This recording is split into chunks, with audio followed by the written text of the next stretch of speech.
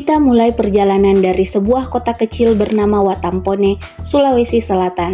Di sini pada 15 Mei 1942 lahir seorang putra dari pasangan Haji Kalla dan Atira. Dibesarkan dalam tradisi saudagar Bugis yang kuat, Yusuf Kalla belajar satu hal penting sejak dini, yaitu efisiensi. Beliau bukan sekedar pewaris bisnis keluarga, melainkan seorang pembelajar yang menempa diri di Fakultas Ekonomi Universitas Hasanuddin. Karakter cepat dan tepat yang kita kenal sekarang berakar dari kedisiplinannya mengelola unit-unit bisnis Kalla Group. Bagi JK, waktu adalah aset yang tidak boleh terbuang. Karakter ini membawanya melampaui sekat-sekat dunia usaha, mempersiapkannya untuk panggung yang lebih besar, melayani bangsa dan negara dengan logika hasil yang nyata. Dunia birokrasi Indonesia mengenal Yusuf Kalla sebagai sosok yang mendobrak kekakuan. Karir pemerintahannya dimulai sebagai Menteri Perindustrian dan Perdagangan hingga Menteri Koordinator Bidang Kesejahteraan Rakyat. Namun, sejarah mencatat namanya dengan tinta emas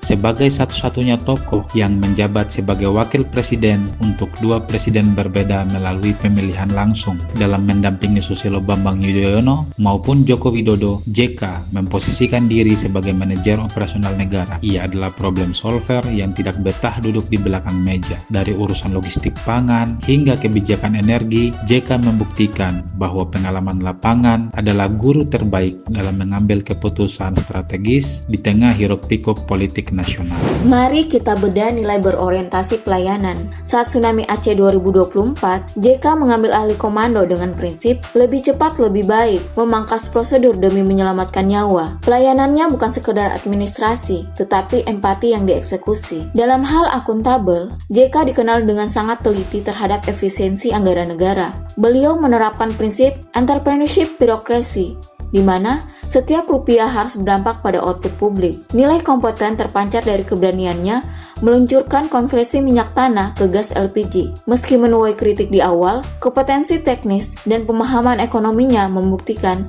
kebijakan ini menyelamatkan triliunan rupiah uang negara. JK menunjukkan bahwa ASN yang kompeten adalah mereka yang berani berinovasi berdasarkan data dan realita. Nilai harmonis melekat pada predikatnya sebagai Bapak Perdamaian. Deklarasi Malino untuk konflik Poso dan Ambon, serta perjanjian Helsinki untuk Aceh adalah bukti kemampuannya membangun harmoni di tengah perpecahan. Beliau percaya perdamaian dimulai dari keadilan. Terkait loyalitas JK melampaui masa jabatan. Hingga saat ini, pengabdiannya di Palang Merah Indonesia dan Dewan Masjid Indonesia menunjukkan loyalitas total pada nilai kemanusiaan dan kebangsaan. Dalam hal adaptif, JK adalah pionir perubahan. Beliau mendorong birokrasi untuk mengadopsi teknologi dan sistem digital jauh sebelum pandemi memaksa kita untuk melakukannya. Ia selalu menekankan bahwa sistem harus berubah mengikuti tuntutan zaman,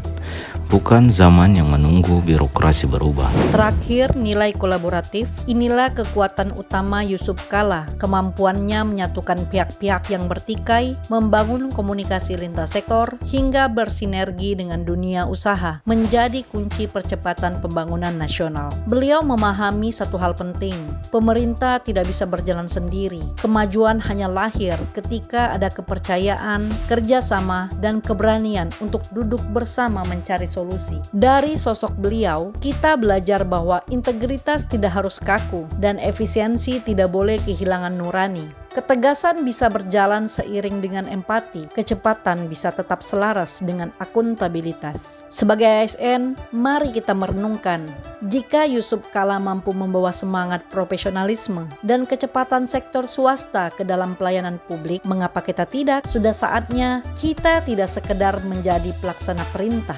tetapi menjadi mitra strategis yang kaya gagasan, haus akan akurasi, dan berani mengambil tanggung jawab. Mari terus semangat berakhlak, bekerja dengan hati, berpikir dengan visi, dan bertindak dengan kolaborasi demi Indonesia yang semakin maju dan berdaya saing.